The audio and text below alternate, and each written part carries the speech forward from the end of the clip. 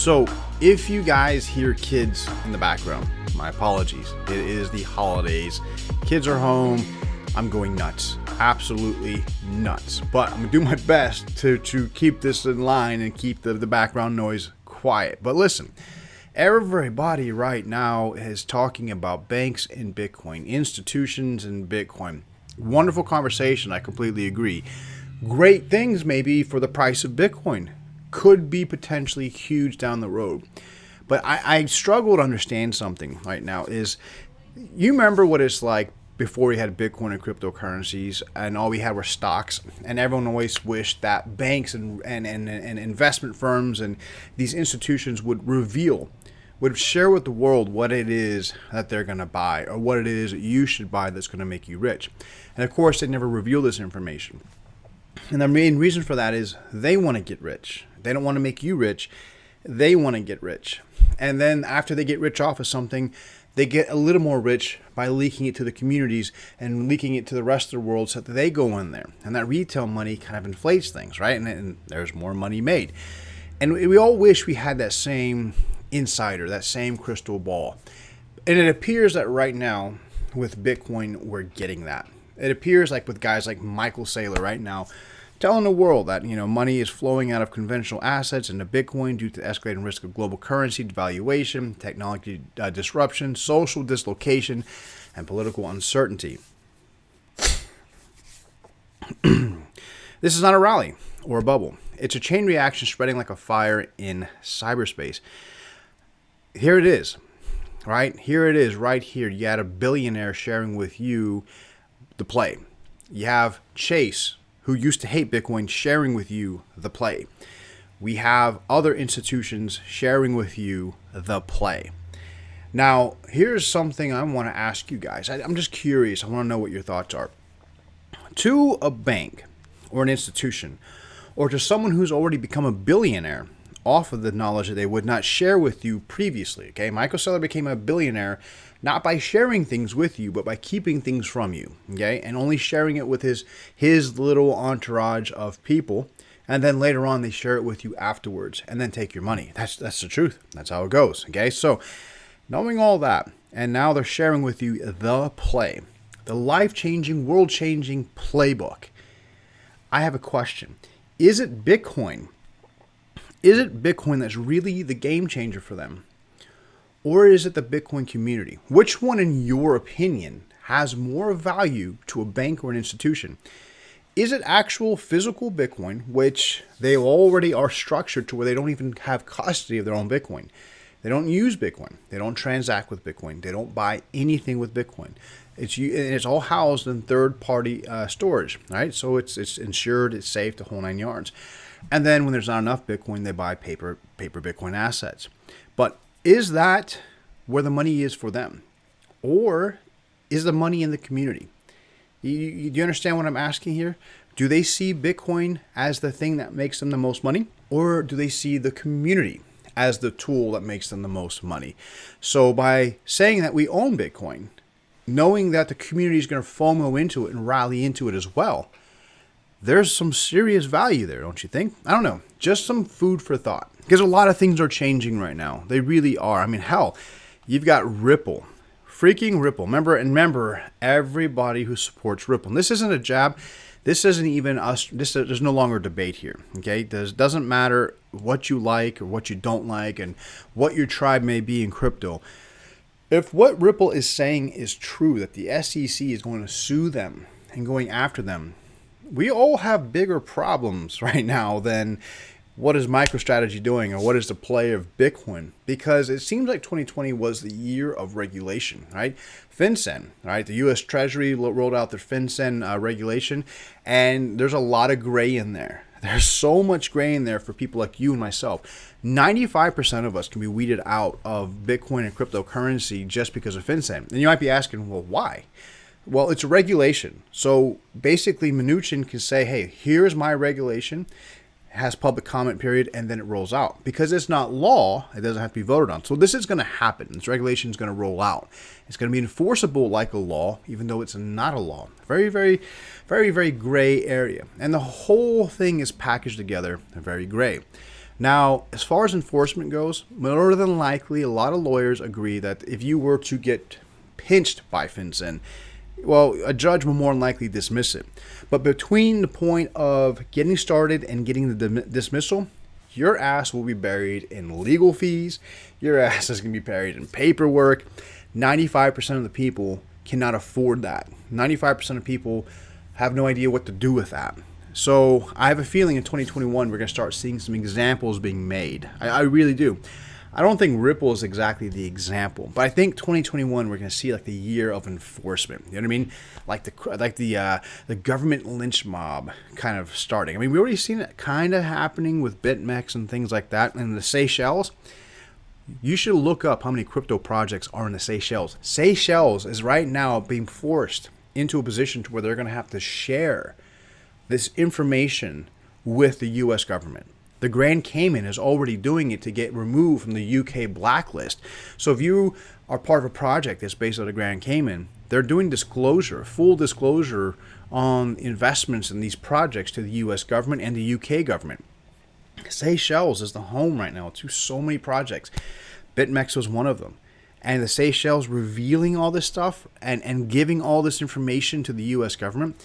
2021 is going to be a very interesting year as far as execution or prosecution goes, right? Where they can execute all of these different regulations that they're trying to roll out. And all this is happening during a time that banks are buying up Bitcoin and institutions and your conventional freaking traditional investors are all getting into crypto assets. Grayscale actually had to temporarily stop accepting new clients in 6 crypto trusts. Now, this is not uncommon. This is something that actually happened before in 2019. But the amount of institutional involvement, the amount of traditional finance involvement is going through the roof. They're running out of space.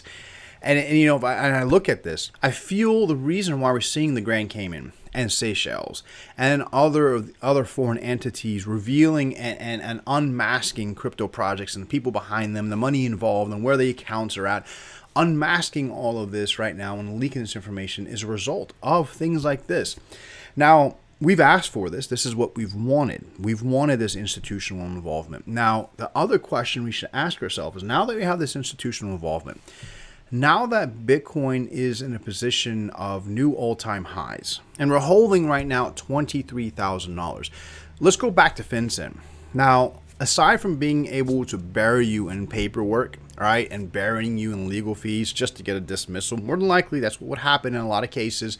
And this is according to lawyers. I'm not a lawyer. This is just something I'm passing on to you. In most cases, that you would probably get a dismissal, right? Now, all that being said, here's the real issue. FinCEN actually makes it not just harder for you and I, but it makes it harder and expensive for exchanges. Very, very hard and very expensive for exchanges. Like these exchanges, even though they could afford to fight and they could afford to get a dismissal, the thing we have to ask is how many times are these guys going to go to bat and go to court, right? Before they say, okay, let's change how our whole infrastructure is done so we can stop bleeding money in legal fees. That's exactly what I feel FinCEN's designed to do, is to bleed entities financially to force compliance. That's how I feel it. So that being said, the one thing that is going to end up happening is the fiat offboarding of Bitcoin is going to get extremely hard for the average person like yourself. So my question to you is, let's just say you're buying Bitcoin right now and it's for hodling, right? And Bitcoin hitting $30,000, probably going to happen. $50,000, probably going to happen. Let's just say it hits $50,000 next summer. It's worth $50,000 USD, and that was the price point that you said you were going to sell. The problem is you cannot sell it for any form of fiat. You can sell it to a stablecoin, but you still can't take that stablecoin and cash out without meeting the full compliance of FinCEN and what the U.S. government wants for the exchanges. And now you might be saying, well, I'm from Europe, I'm from Asia. You got to remember, financial law is intergovernmental. So we already see Switzerland and France already doing this. We see more countries already picking this up as well. So it's just a matter of time before this becomes global. So what happens if your Bitcoin is worth $50,000, but you can't cash out, right? Now, many of you will probably be able to comply and go through the hoops and dances and be completely comfortable with everything required. But a large portion of people can't even afford that, can't keep up with the bookkeeping or the accounting necessary to meet those demands. So needless to say, we are in very interesting times. Ripple can afford this fight. Ripple can afford to take this on. I hope they do. I hope they fight this, get some sort of acquittal, dismissal, something just to shut this up. I do, because I feel like if this does happen and then Ripple loses, granted, I don't care what you think about them or what I think about them. I feel like Ripple can't lose this case. Like, it can't lose it, meaning they should not lose it. Like, don't lose this, because this could greatly impact other crypto projects. This could greatly impact all of us. You know what I'm saying? So it's a very, very interesting time that we are in right now. But there are a few other things I wanted to talk about. Marlin, for instance. I told you guys about Marlin, what, a month and a half, 2 months ago. I was like, you gotta get into this and you check this out. Now, yes, it came out strong. The validators, the people who put in the work first, got their tokens in first.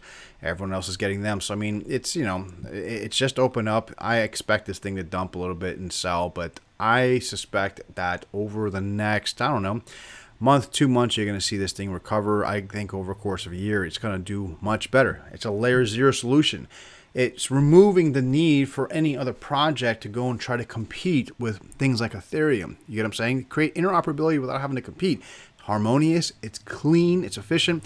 And last I heard, they had $1 billion valuation. A $1 billion freaking evaluation out of a crypto project that just launched. So, I mean, that's something that you really kind of got to think about there, guys. I wouldn't be too worried about this dump. I have a feeling that after a lot of certain individuals who made this project happen pulls their profits and happy, I have a feeling a lot of people can let this ride. The other thing I've talked about quite a few times on this channel is API 3. Look at that, $2.68. Anyone who got in early on that is doing really well also. So, I mean, the thing is, there's a lot of money that's still out there to be made. There really is. There's so much money out there to be made by you guys out there watching this. That's why I bring it up. That's why I talked about what I talked about in the very beginning. Just things to be aware of, and also knowing that those things are on the horizon and could potentially at some point, I don't think it's going to happen like next year as far as fully impacting all of us and how we do crypto. I think we still have a little bit of time, because it takes time to make these things, these changes happen with these exchanges, right? There's a lot of things that have to happen that I don't think is going to happen overnight. I think there's time for people to still make good money out there. Hell, the other one has been Haka. Now, don't forget, right now, if people are asking what is going on with the price of Haka, I can tell you what's happening with Haka. Their TVL and their liquidity pools right now are going up. People are farming the crap out of Haka right now. So it's not a bad thing. I'm not overly concerned about Haka, but damn, when I first mentioned to you guys, yeah, it had a dump. Kept mentioning it, kept believing it at 1 cent. It was actually 1.9 at its lowest and around the 2 cent range. And I kept saying, guys, it's going to do good. It's going to do good. Look at it, 7 cents. Even after a decent sell-off right now, with people adding more of their Haka back into the pools. But, you know, it's something I feel like has a lot of legs left. Now, I know a lot of you guys like to look for these options to where, how can I get crypto without buying it? Like, what can I do to earn it? Or is there, you know, kind of drops? I mean, there's a lot of creative ways to put crypto in your wallet without having to go through the process of spending any Satoshis or dollars, right? Learn and earn the sandbox. Now, the sandbox is something that has been going strong. I like the fact that they're bringing gaming elements into crypto. I like something even more than all of this, more than a concept. I like their aggressiveness. The thing about cryptocurrency is the success of them, and it's just sad, is not based off the tech. There's been a lot of projects out there with fantastic tech, fantastic things that should have brought it to the moon, but it didn't. And it's because of the lack of aggressive marketing. And that's the truth. In our space, marketing is where it's at. And I like the fact that these guys are aggressive with the marketing, making sure not just us in the crypto space, but people in the traditional gaming space gets these opportunities and sees this as well to see what the crypto world is building. Now, you can earn sand. Yes, you can through the CoinMarketCap earn and learn project, or learn and earn. God dang, got that all backwards. So basically, CoinMarketCap gave a $400,000 reward pool for the sandbox. Now, all you have to do, okay, to get to do this is learn. Learn about Sandbox. Watch the videos, okay? Sign up for coinmarketcap.com, okay?